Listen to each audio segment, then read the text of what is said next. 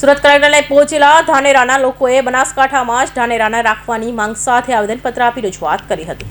સુરત કલેક્ટરાલ પહોંચેલા ધાનેરાના લોકોએ જણાવ્યું હતું કે બનાસકાંઠા જિલ્લાના વિભાજનમાં ધાનેરા તાલુકાને વાવથરાળમાં મૂકવામાં આવી છે। તે અંગે ધાનેરાના લોકોમાં ભારે આક્રોશ છે।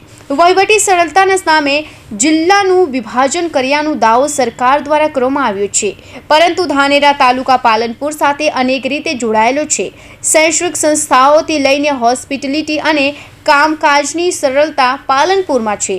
ખૂબ જ લાંબુ અંતર અને ભારે અવગડતા વાવથરાળ સાથે ધાનેરા તાલુકાના લોકોને જોડાઈ રહી છે, જે અંગે અમે સુરત કલેક્ટરના માધ્યમથી સરકારને વિનંતી કરીએ છીએ કે એટલે કે અમારા ધાનેરાની જનતાની લોક લાગણી માન આપીને સરકાર પુનઃ વિચાર કરે અને ધાનેરાને બનાસકાંઠામાં જો રાખવામાં આવે।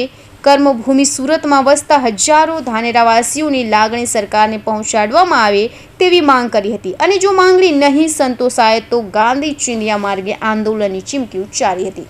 મારું નામ લાલજીભાઈ પુરોહિત છે। અમે સુરત કલેક્ટર ઓફિસમાં આવેદનપત્ર આપવા આવ્યા છીએ, કારણ કે આજે બનાસકાંઠા જિલ્લાનું જે વિભાજન કરી દેવામાં આવ્યું છે એ વિભાજન જનતાની લાગણીને અવગણીને કરવામાં આવ્યું છે। એનાથી ધાનેરા તાલુકાની બધી જ પ્રજા રોષે ભરાયેલી છે, એમનામાં ભરપૂર રોષ છે ને એટલા માટે આવેદન પત્ર આપવા આવ્યા છે કે અમને અમારો અધિકાર છે, અમને પાછો આપો। કેટલા લોકો ત્યાં સમાવેશ થયા છે અને તમારી માંગણી?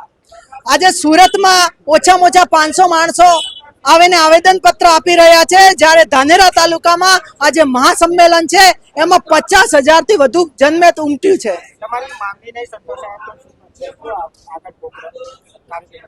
અમારી માંગણી નહીં સંતોષાય તો આવનારી બધા ઇલેક્શનમાં સરકારે ભોગવવાનો વારો આવશે।